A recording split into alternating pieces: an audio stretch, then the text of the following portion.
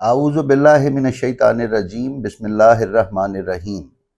ناظرین و سامعین السلام علیکم، امید ہے آپ خیریت سے ہوں گے اور ہمارے ویڈیوز سے استفادہ بھی کر رہے ہوں گے۔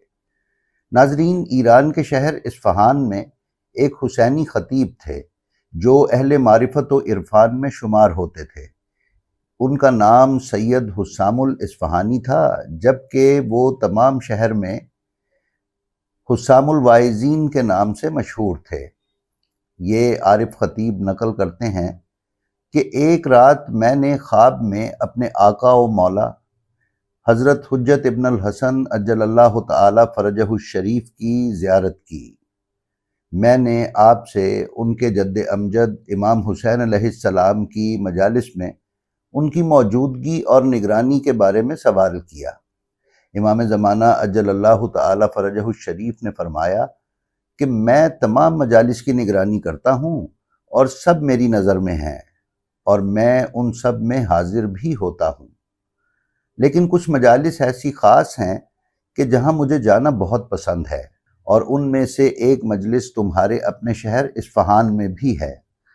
میں نے عرض کیا کہ مولا مجھے بتائیے کہ وہ کون سی مجلس ہے تاکہ میں بھی وہاں حاضر ہونے کا شرف حاصل کر سکوں۔ امام زمانہ عجل اللہ تعالی فرجہ الشریف نے فرمایا کہ فلاں گلی میں فلاں گھر ہے جس کی نگرانی ایک بی بی حاجہ نامی خاتون کرتی ہیں۔ سید حسام کہتے ہیں کہ اگلے ہی دن میں اس گلی کی طرف چل پڑا جس کا پتہ میرے آقا و مولا نے مجھے بتایا تھا۔ جب میں اس گھر کے قریب پہنچا تو کیا دیکھتا ہوں کہ ایک ضعیف العمر یعنی بوڑھی خاتون وہاں سے نکل رہی ہیں۔ میں نے انہیں سلام کیا اور انہوں نے میرے سلام کا جواب دیا۔ میں نے ان سے پوچھا کہ کیا یہ بی بی حاجہ کا گھر ہے؟ تو وہ کہنے لگی کہ جی ہاں، وہ میں ہی ہوں، فرمائیے آپ کو مجھ سے کیا کام ہے؟ میں نے کہا میں خطیب سید حسام الاصفہانی ہوں۔ انہوں نے کہا میں آپ کو جانتی ہوں۔ میں نے ان سے کہا کہ میں ایک شرف حاصل کرنا چاہتا ہوں، اور وہ یہ ہے کہ آنے والے محرم الحرام کے پہلے عشرے میں آپ کی مجالس میں مصائب پڑھوں۔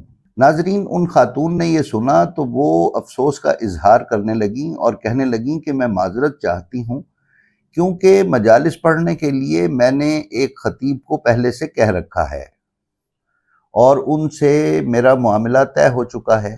حسام الواعظین کہتے ہیں کہ میں نے کہا اچھا، تو کیا میں ایک سامع یعنی مجلس سننے والے کی حیثیت سے آپ کی مجالس میں شرکت کر سکتا ہوں؟ خاتون نے کہا کہ یہ مجلس صرف خواتین کے لیے ہے۔ تو پھر حسام کہتے ہیں کہ میں نے ان خاتون سے یہ کہا کہ اگر آپ مجھے اجازت دیں تو میں گھر کے باہر آپ کے دروازے کے پیچھے بیٹھ کر یہ مجلس سن سکتا ہوں؟ تو ان بوڑھی عورت نے کہا کہ ہاں، اس میں کوئی حرج نہیں، آپ اس طرح سے یہ مجالس سن سکتے ہیں۔ ناظرین، سید حسام کہتے ہیں کہ عاشورہ کے دنوں میں مختلف مجالس میں کئی گھنٹے خطابت کرتا تھا، لیکن اس مجلس کے لیے اپنا وقت خالی رکھتا تھا تاکہ میں اس میں شرکت اختیار کر سکوں۔ میں روزانہ ان خاتون کے گھر جاتا اور باہر بیٹھ کر دروازے کے پیچھے سے یہ مجالس سنتا رہا، اور مجھے واضح طور پر یہ محسوس ہوتا تھا کہ مجھ پر الہی برکات اور توفیقات کا نزول ہو رہا ہے۔ عاشورہ کے دن گزرنے کے بعد میں نے ان ضعیف خاتون کا شکریہ ادا کیا کہ انہوں نے مجھے اپنے گھر کے باہر بیٹھ کر یہ مجالس سننے کی اجازت دی۔ پھر سید حسام کہتے ہیں کہ میں نے ان سے کہا کہ میں آپ کی اس مجلس کے یا اس عشرے کے تمام اخراجات اٹھانے کے لیے تیار ہوں، چاہے وہ تبرک یا کھانے کی مد میں ہوں، یا خطیب کا ہدیہ ہو، یا اس کے اشتہارات یا تشہیر کی مد میں اٹھنے والے اخراجات ہوں، یا مجلس سے متعلق کوئی بھی دوسرا کوئی خرچہ ہو، تو وہ مجھے آپ بتائیے۔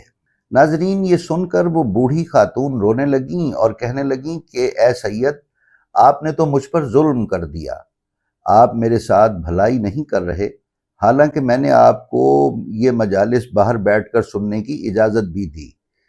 سید حسام کہتے ہیں کہ یہ سن کر میں بہت حیرت زدہ ہوا، اور میں نے ان سے پوچھا کہ وہ کیسے، یعنی میں آپ کو کیسے زحمت میں مبتلا کر رہا ہوں؟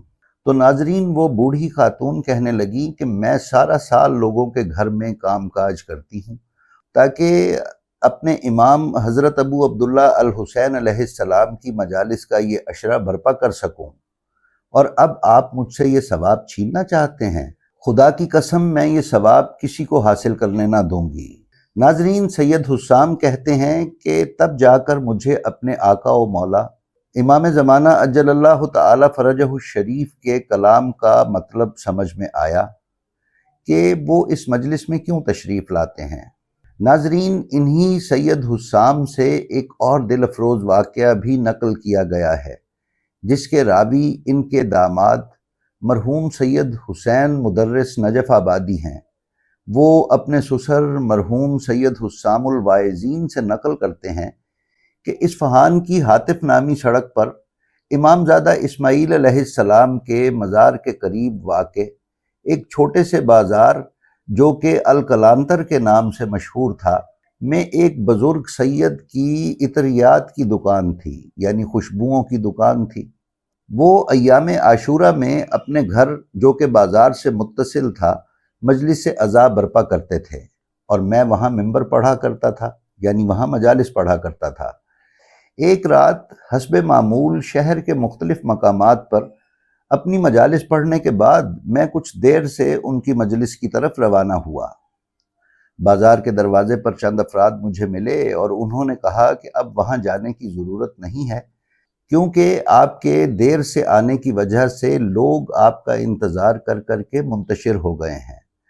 میں نے یہ سنا تو وہیں سے واپس ہو لیا اور اپنے گھر کی طرف چل پڑا۔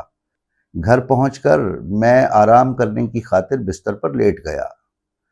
کچھ ہی دیر میں مجھے نیند آ گئی، اور خواب کے عالم میں کیا دیکھتا ہوں کہ بی بی سیدہ فاطمہ الزہرا سلام اللہ علیہا تشریف لائی اور مجھے فرمانے لگیں کہ سید حسام، تم آج رات والی مجلس پڑھنے کیوں نہیں آئے؟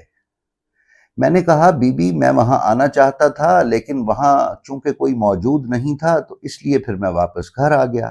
ناظرین، سید حسام بیان کرتے ہیں کہ بی بی سیدہ سلام اللہ علیہا نے جب میرا یہ جواب سنا تو محبت بھرے شکوے کے انداز میں فرمایا کہ حسام، میں تو وہاں موجود تھی، تمہیں وہ مجلس پڑھنی چاہیے تھی۔